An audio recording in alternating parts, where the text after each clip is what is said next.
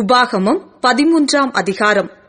உங்களுக்குள்ளே ஒரு தீர்க்கதரிசியாகிலும் சொப்பனக்காரனாகிலும் எழும்பி நீங்கள் அறியாத வேறே தேவர்களை பின்பற்றி அவர்களை சேவிப்போம் வாருங்கள் என்று சொல்லி உங்களுக்கு ஒரு அடையாளத்தையும் அற்புதத்தையும் காண்பிப்பேன் என்று குறிப்பாய்ச் சொன்னாலும், அவன் சொன்ன அடையாளமும் அற்புதமும் நடந்தாலும், அந்த தீர்க்கதரிசியாகிலும் அந்த சொப்பனக்காரனாகிலும் சொல்லுகிறவைகளை கேளாதிருப்பீர்களாக.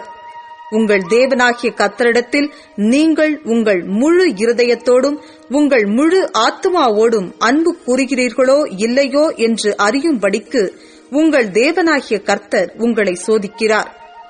நீங்கள் உங்கள் தேவனாகிய கர்த்தரை பின்பற்றி அவருக்கு பயந்து அவர் கற்பனைகளை கைக்கொண்டு அவர் சத்தத்தை கேட்டு அவரை சேவித்து அவரை பற்றிக் கொள்வீர்களாக.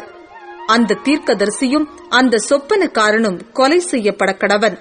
நீங்கள் நடக்கும்படி உங்கள் தேவனாகிய கர்த்தர் உங்களுக்கு விதித்த வழியை விட்டு உங்களை விலக்கும்படி அவன் உங்களை எகிப்து தேசத்திலிருந்து புறப்பட பண்ணினவரும் உங்களை அடிமைத்தன வீட்டிலிருந்து நீங்களாக்கி மீட்டுக் கொண்டவருமான உங்கள் தேவனாகிய கர்த்தருக்கு விரோதமான துரோக பேச்சை பேசினான்.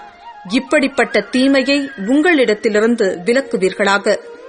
உன் தாய்க்கு பிறந்த உன் சகோதரனாகிலும் உன் குமாரனாகிலும் உன் குமாரத்தியாகிலும் உன் மார்பிலுள்ள உன் மனைவியாகிலும் உன் பிராணனைப் போலிருக்கிற உன் சிநேகிதனாகிலும் உன்னை நோக்கி, நாம் போய் வேறே தேவர்களை சேவிப்போம் வாருங்கள் என்று சொல்லி உன்னைச் சுற்றிலும் உனக்கு சமீபத்திலாகிலும் உனக்கு தூரத்திலாகிலும் தேசத்தின் ஒரு முனை தொடங்கி மறுமுனை மட்டுமுள்ள எவ்விடத்திலாகிலும் இருக்கிற ஜனங்களுடைய தேவர்களில் நீயும் உன் பிதாக்களும் அறியாத அந்நிய தேவர்களை சேவிக்கும்படி ரகசியமாய் உன்னை ஏவிவிட்டால், நீ அவனுக்கு சம்மதியாமலும் அவனுக்கு செவி கொடாமலும் உன் கண் அவன் மேல் இரக்கம் கொள்ளாமலும் அவனை தப்ப விடாமலும் அவனை ஒளித்து வைக்காமலும் அவனை கொலை செய்து போட வேண்டும்.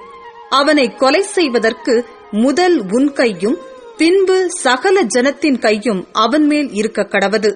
அடிமைத்தன வீடாகிய எகிப்து தேசத்திலிருந்து உன்னை புறப்பட பண்ணின உன் தேவனாகிய கர்த்தரை விட்டு விலகும்படி அவன் உன்னை ஏவினபடியினால் அவன் சாகும்படி அவன் மேல் கல்லெறிய கடவாய்.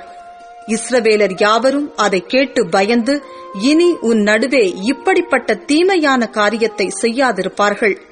உன் தேவனாகிய கர்த்தர் உனக்கு குடியிருக்கும்படி கொடுக்கும் பட்டணங்கள் ஒன்றில் பேலியாளின் மக்களாகிய துஷ்ட மனிதர் உன்னிடத்திலிருந்து புறப்பட்டு நீங்கள் அறியாத வேறே தேவர்களை சேவிக்கப் போவோம் வாருங்கள் என்று தங்கள் பட்டணத்தின் குடிகளை ஏவினார்கள் என்கிற செய்தியை கேள்விப்படும்போது, நீ நன்றாய் விசாரித்து கேட்டாராய்ந்து அப்படிப்பட்ட அருவருப்பான காரியம் உன் நடுவே நடந்தது மெய்யும் நிச்சயமும் என்று காண்பாயானால், அந்த பட்டணத்தின் குடிகளை பட்டய கருக்கினால் வெட்டி அதையும் அதிலுள்ள யாவற்றையும் அதன் மிருக ஜீவன்களையும் பட்டய கருக்கினால் சங்காரம் பண்ணி அதில் கொள்ளையிட்டதையெல்லாம் அதன் நடு வீதியிலே கூட்டி உன் தேவனாகிய கர்த்தருக்கு என்று அந்த பட்டணத்தையும் அதில் கொள்ளையிடப்பட்ட யாவற்றையும் முழுவதும் அக்கினியில் சுட்டெரிக்க கடவாய்.